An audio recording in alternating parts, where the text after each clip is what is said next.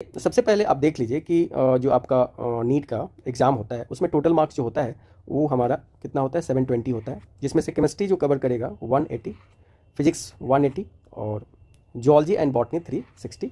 इसमें 1 करेक्ट के लिए 4 मार्क्स मिलेंगे और 1 इनकरेक्ट के लिए नेगेटिव मार्क्स -1 होंगे। तो ये कुछ बेसिक इन्फॉर्मेशन है।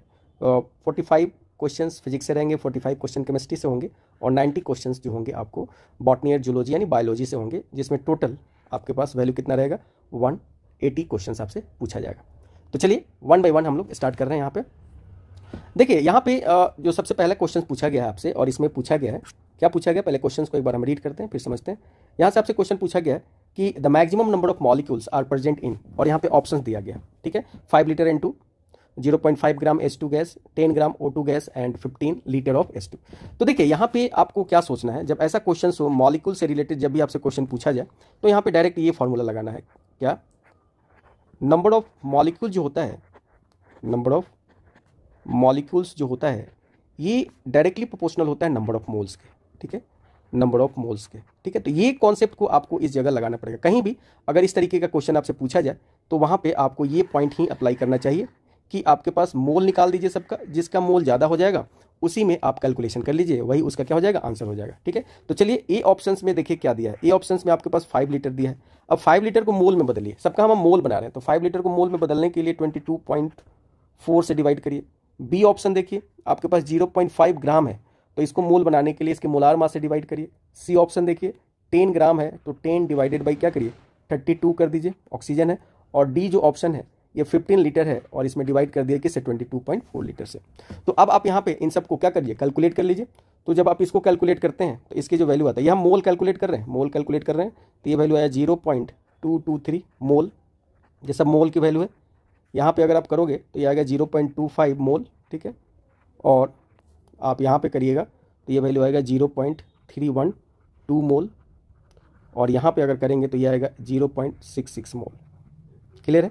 अब देखिए इसमें सबसे ज़्यादा मोल किसका है, तो ये है यहाँ पे 0.223, यहाँ पे 2, यहाँ पे सबसे ज़्यादा मोल किसका आ रहा है, यहाँ पे सबसे ज़्यादा मोल जो आ रहा है वो आपका आ रहा है 0.66 मोल, ठीक है। तो इसमें जो मॉलिक्यूल्स होंगे वो मैक्सिमम होंगे, तो यहाँ आपका जो आंसर हो जाएगा वो आंसर क्या हो जाएगा, 4th आंसर आपका हो जाएगा।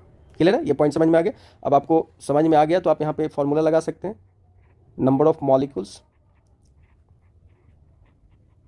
इक्वल्स टू लिखिएगा mole into Avogadro's number into 10⁻23।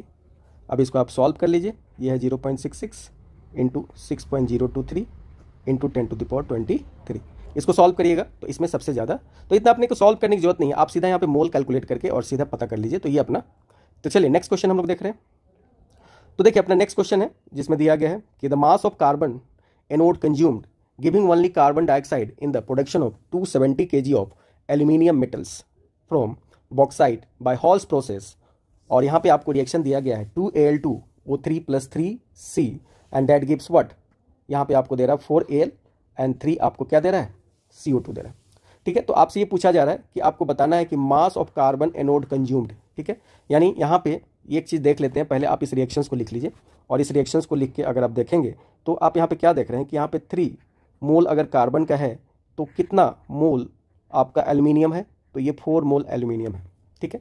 अब देखिए मैं अगर इसके मास को बदलूँ तो इसको लिख सकता हूँ 4 × 27 इतना ग्राम हो गया, क्योंकि 1 मोल एल्यूमिनियम का या ग्राम एटॉमिक मास एल्यूमिनियम का कितना होता है 27। तो अगर आप देख रहे हो इतना, अगर आप एल्यूमिनियम ले रहे हो तो वहाँ पे आपका जो कंज्यूम्ड हो रहा है वो कार्बन जो कि एनोड का काम कर रहा है वो कितना हो रहा है, तो 3 × 12, ठीक है जी। ये पॉइंट अपने को समझ में आ गया। तो अगर मैं इसका 1 ग्राम लूँ, अगर मैं इसका कितना ग्राम लूँ, 1 ग्राम लूँ, तो ये कितना कंज्यूम्ड होगा, ये होगा 3 × 12 और ये डिवाइडेड बाई क्या हो जाएगा 4 × 27, ठीक है। और यही अगर मैं किसके लिए ली 270 ग्राम, अगर मैं 270 kg आपको यहाँ पे दिया गया, ठीक है। तो देखिए अगर आप ग्राम में ले रहे हैं, kg में ले रहे हैं, तो यहाँ भी आप इसको kg कर सकते हैं। अगर मैं चाहूँ तो इसको kg में ले लूँ, तो इसको अगर मैं kg में ले लेता हूँ तो इसको भी मैं kg में ले सकता हूँ, ठीक है। जहाँ जहाँ ग्राम है आप kg में बदलिएगा तो आंसर सेम ही आएगा। तो अगर मैं इतना kg अगर लेता हूँ तो यहाँ पे जो वैल्यू आएगा वो आएगा 3 × 12 डिवाइडेड बाई 4 × 27 इंटू यहाँ पे आ जाएगा 270, ठीक है। अब आप यहाँ से कट कर दीजिए, इसको इसके से कट करिए तो 3 हो गया, ठीक है। इसको इससे कट कर दीजिए तो 9 हो गया, इसको इससे कट कर दीजिए तो ये 30 हो गया, तो आपके पास आंसर कितना आ जाएगा 90 kg। ठीक है, तो आपका आंसर क्या हो जाएगा 4। नेक्स्ट करते हैं। यहाँ पे आपसे क्वेश्चन दिया गया है, क्या दिया गया है देखिए, what volume of oxygen gas O2 measured at 0 degree Celsius and 1 atm is needed to burn completely 1 litre of propane gas, और यहाँ प्रोपेन का फॉर्मूला दे दिया गया, measure under the same condition. तो देखिए इस पॉइंट में आपको क्या करना है, यहाँ पे आपको ये देख लीजिए, ये C3H8 है, और इसको आपको क्या करना है जी, जला देना है O2 के साथ। और जलाने के बाद पता है हाइड्रोकार्बन जब भी बर्न होता है तो CO2 देता है, और क्या देता है जी, H2O देता है। ठीक है जी, अब देखिए CO2 और H2O देता है, अब इसको बैलेंस कर लीजिए। यहाँ पे कार्बन 3 है तो यहाँ पे 3 लगा दीजिए, यहाँ हाइड्रोजन कितना है 8 है तो यहाँ 4 लगा दीजिए।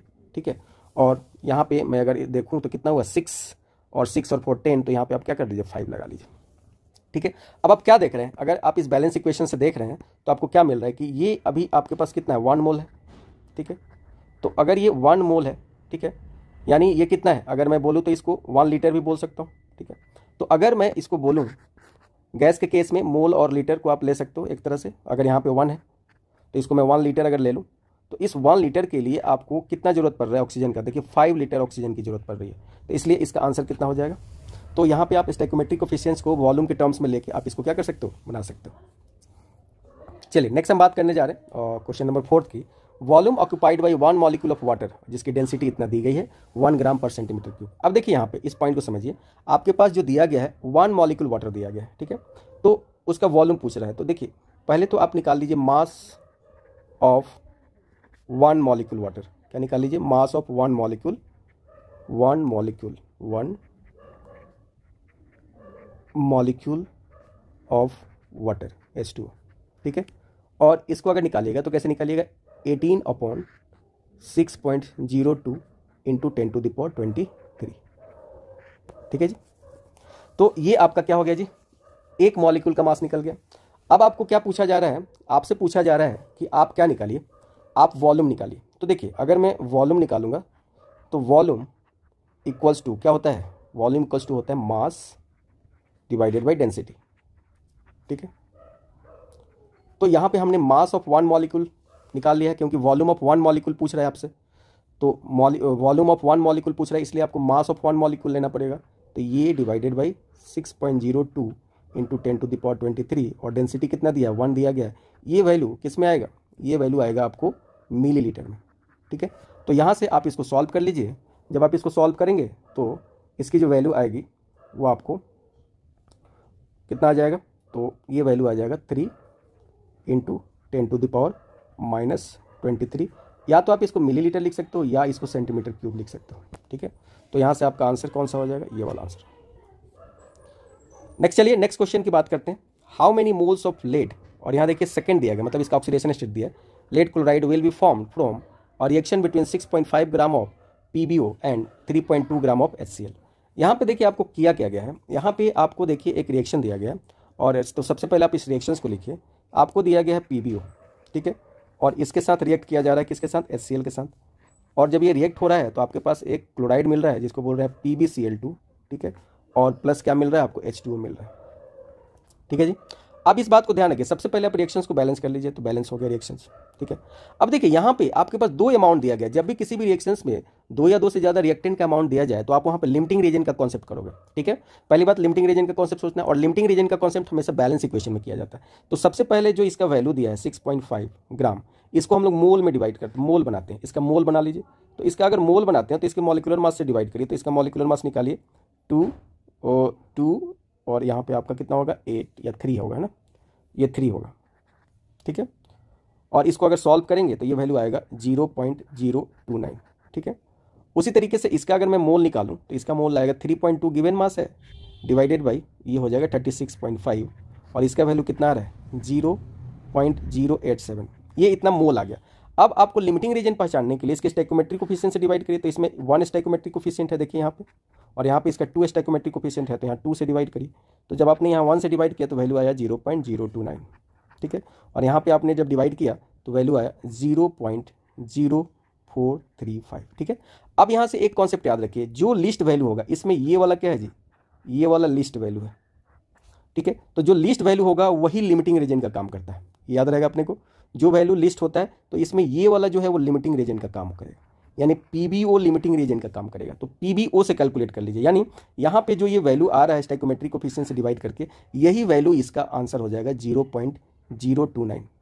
या अगर आपको ये पॉइंट नहीं समझ में आया तो अब हमें पता चल गया कि ये लिमिटिंग रीजेंट है, तो मैं लिखूंगा कि यहाँ से कि 1 मोल है, ठीक है।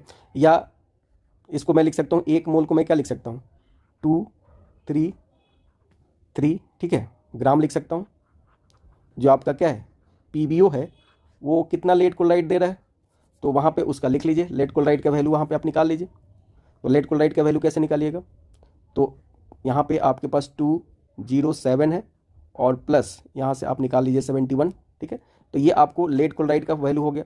तो अगर आपको पूछा जाए कि 1 पे निकालिए, ठीक है, हालांकि आपको मोल में पूछ रहा है तो मोल में आंसर करते हैं, मोल में अपना आसान हो जाएगा, ठीक है, मोल में आंसर करते हैं। चलिए देखिए 1 मोल आपके पास क्या है पीबीओ है, तो 1 मोल पीबीओ कितना दे रहा है, 1 मोल आपको दे रहा है PbCl2 दे रहा है, ओके। तो अगर मैं 6.5 को मैं मोल में बदल दूँ, 223 कर दूँ, तो ये वैल्यू कितना देगा, इतना ही देगा, 6.5 डिवाइडेड बाई 223, और इसको सॉल्व करिएगा तो वैल्यू आएगा 0.029। तो आपका आंसर ये हो जाएगा, ठीक है। तो अगर देखिए जो लिमिटिंग रेजेंट है उसका जो कोफिशिएंट और जो प्रोडक्ट जिसके बारे में पूछा जा रहा है उसका कोफिशिएंट अगर सेम है, तो वहाँ पे आप जो यहाँ निकाल रहे हैं स्टोइकोमेट्रिक कोफिशिएंट से डिवाइड करके, वही आंसर आपका वहाँ पे भी हो जाएगा। चलिए नेक्स्ट बात करते हैं हम लोग। तो नेक्स्ट में आपसे पूछा जा रहा है, क्या पूछा जा रहा है, देखिए कि an organic compound contains carbon, hydrogen and oxygen. It's elemental analysis give carbon 38.71% and hydrogen 9.67%। The empirical formula of compound would be. अब देखिए यहाँ पे आपको इस क्वेश्चन में क्या क्या दिया गया, यहाँ पे आपको इस क्वेश्चन में एलिमेंट दिया गया, ठीक है, और आपको यहाँ पे उसका परसेंटेज दिया गया। तो पहले तो आप एलिमेंट लिख लीजिए, कार्बन है, इसका परसेंटेज कितना है, तो 38.71 है। फिर आपके पास हाइड्रोजन है, इसका परसेंटेज कितना है, 9.67% है। अब जो बचा ऑक्सीजन, ठीक है, तो ऑक्सीजन को निकालने के लिए आपको क्या करना चाहिए, ऑक्सीजन का परसेंटेज कैलकुलेट करने के लिए आप इन दोनों को ऐड कर दीजिए, ठीक है, इन दोनों को ऐड करके और इनको माइनस कर लेना होगा कितना से, 100 से। तो जब इसको 100 से माइनस करेंगे तो इसका वैल्यू आएगा 51.62, ठीक है। अब आपको क्या करना है, सबका नंबर ऑफ मोल निकालना है। अब मैं यहाँ पे नंबर ऑफ मोल निकाल रहा हूँ कार्बन का, तो कैसे निकालूंगा, 38.71 डिवाइडेड बाई क्या करूँगा, 12। उसी तरह number of mole of hydrogen निकालूंगा, तो क्या लिखूंगा, 9.67 डिवाइडेड बाई 1, और उसी तरह से मैं ऑक्सीजन का निकालूंगा, ये वैल्यू होगा 51.62 और डिवाइडेड बाई 16। अब यहाँ पे आपका कुछ वैल्यू आएगा, इसको सॉल्व करिए तो ये वैल्यू आएगा 3.22, ये वैल्यू आएगा 9.67 और ये वैल्यू आएगा 3.22। अब आपको सिंपलेस्ट रेशियो निकालना है। देखिए सिंपलेस्ट रेशियो निकालने के लिए हम इसमें से जो सबसे लिस्ट वैल्यू है उससे सब में क्या करते हैं, डिवाइड कर देते हैं।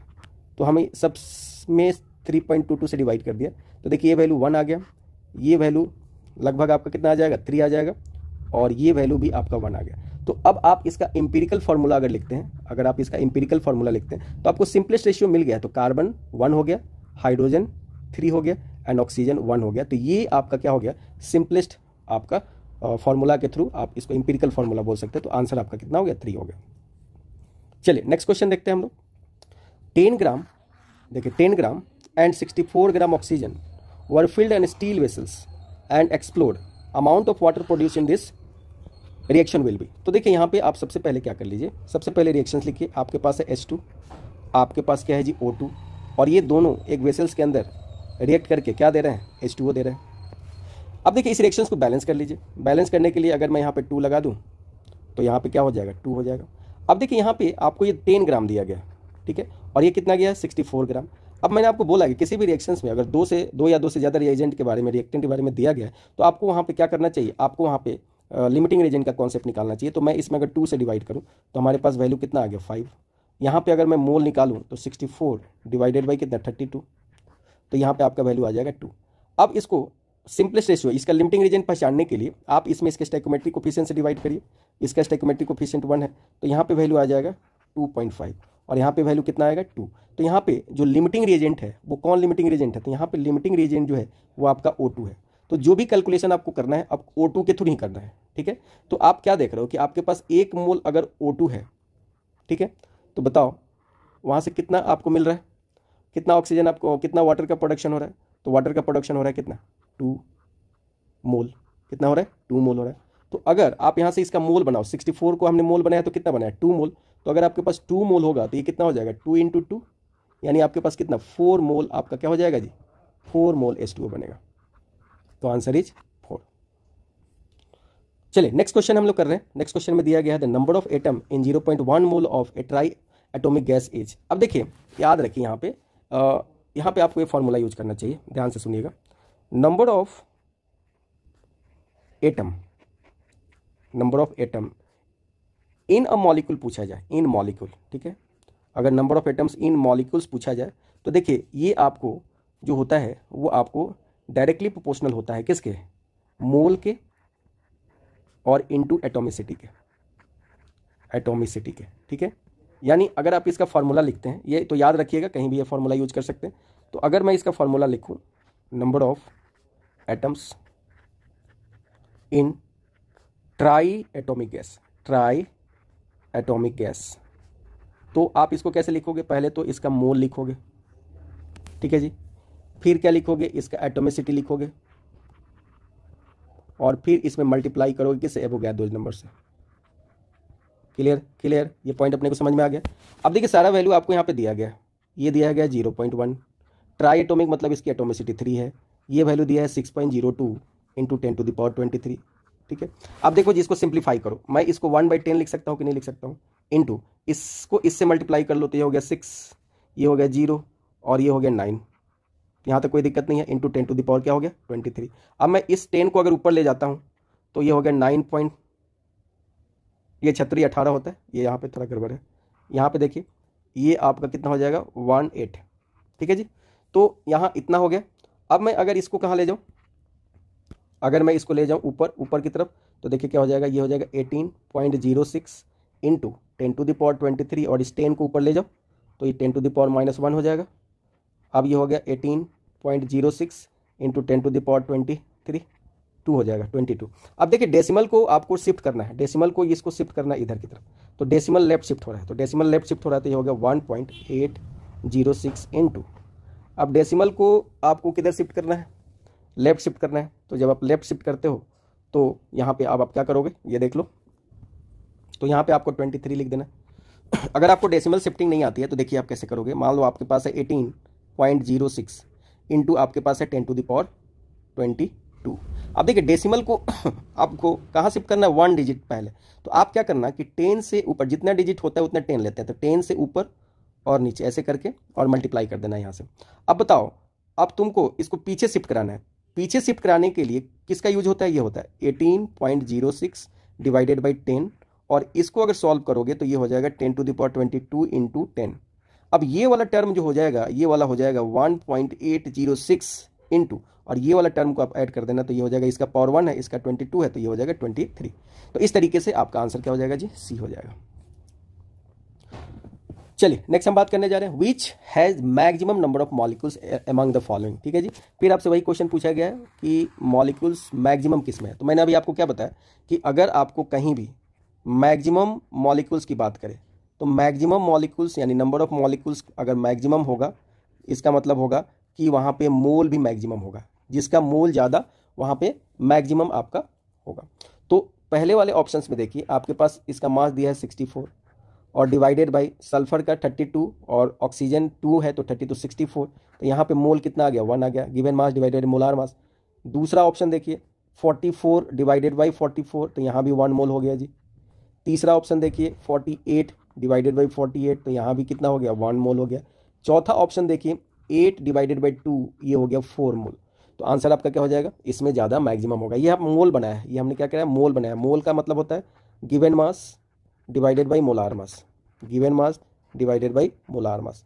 तो ये पॉइंट आप समझ लीजिए। तो आंसर आप लोग क्वेश्चन करने जा रहे हैं और इसमें आपसे बोला गया कि an excess of AgNO3 added to 100 millilitre of 0.01 m solution of dichlorotetra aquachromium third chloride, the number of moles of AgCl precipitated would be. तो यहाँ पे अब देखिए आपके पास, तो यहाँ पे आपको क्या दिया गया है, आपके पास ये कंपाउंड है, मान लीजिए मैं इस कंपाउंड को X मान लेता हूँ, ठीक है, ठीक है। ये आपके पास एक कंपाउंड है और इस कंपाउंड का नाम आपको दिया गया है। अगर मैं लिखूँ तो इस कंपाउंड को मैं ऐसे लिख सकता हूँ CrH2O होल 4 Cl2 और ये हो गया Cl, और यहाँ पे एक्सेस में आपके पास क्या दिया गया है, AgNO3 दिया गया। अब जब ये रिएक्ट करेगा तो ये बना रहा है AgCl और ये AgCl प्रिसिपिटेट हो रहा है। तो अब एक चीज़ बताइए मुझे कि यहाँ पे ये क्या है, ये तो एक्सेस में है, एक्सेस में है, और यहाँ पे जो क्लोरीन का सोर्स है वो कौन है, ये कंपाउंड है।